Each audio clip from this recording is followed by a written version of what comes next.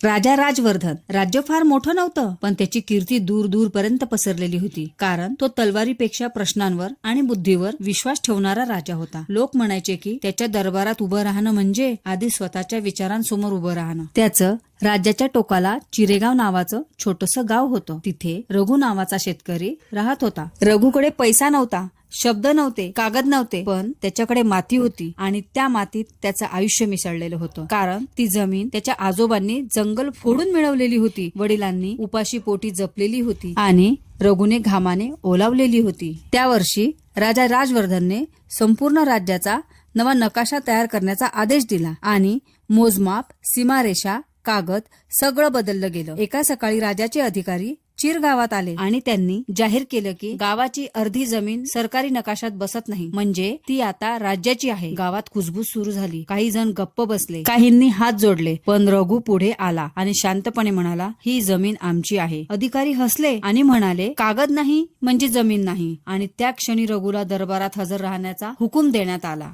दरबार त्या दिवशी भरलेला होता. जमीनदार, व्यापारी, मंत्री सगळे सजलेले आणि शेवटी रघु उभा होता. पाय धुळीने माखलेले, हात रिकामे, डोळे मात्र स्थिर. राजा सिंहासनावर बसून म्हणाला, रघु, तू म्हणतोस ही जमीन तुझी आहे? रघु म्हणाला, हो महाराज. राजा म्हणाला, पुरावा. आणि रघु शांत राहिला. दरबारात रघुचा हासा उसळला, पण राजा हात उंचावून म्हणाला, आज निर्णय तलवारीने नाही, प्रश्नांनी होईल. पहिला प्रश्न, जमीन कोणाची असते?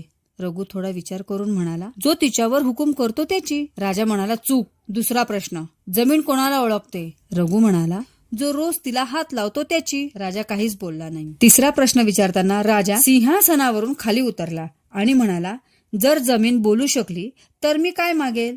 रघु खाली पाहून शांतपणे म्हणाला, राजा नको, कागद नको, फक्त वेळ.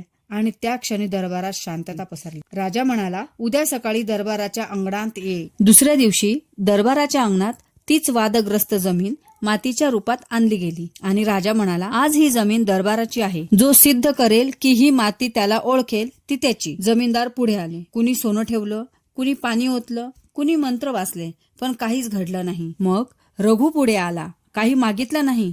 तो खाली बसला, माती हातात घेतली आणि म्हणाला, आज काम नाही करायचं, आज फक्त तिच्या बरोबर राहायचं. आणि तो दिवसभर तिथेच बसून राहिला. संध्याकाळी राजा म्हणाला, काहीच झालं नाही, तू हरलास. रघु हसून म्हणाला, मी अजूनही तिला सोडलेलं नाही. रात्र झाली, पहाट झाली. राजा अंगणात आला. रघु तिथेच होता, हात रक्ताळलेले, अंग थकलेलं, कारण संपूर्ण रात्र त्याने माती हलवली नव्हती, पण तिच्याजवळ बसून राहिला होता. राजा खाली बसला, माती हातात घेतली. ती ओलसर होती आणि तेवढ्यात एक हिरवा अंकुर वर आला. दरबारात कुजबूज सुरू झाली, पण राजा लगेच थांबला आणि म्हणाला, थांबा, ही शेवटची कसोटी आहे. राजा म्हणाला, रघु, जर ही जमीन तुझीच असेल तर आजपासून 3 वर्ष तू इथे काहीही पिकवू शकणार नाहीस. रघु क्षणभर थांबला आणि म्हणाला, चालेल, कारण जमीन माझी असेल तर तिला थांबणंही माहिती आहे. आणि त्या उत्तराने राजा हसला. त्याने मुकुट खाली ठेवला आणि फरमान जाहीर केला की जमीन जी घाम ओळखते आणि थांबणं समजते ती मालकाची. रघु परत शेतात गेला. राजा सिंहासनावर बसला होता, पण त्या दिवसापासून राजा दरवर्षी चिर गावात येतो. अंगणात नाही तर रघुच्या शेतात बी पेरतो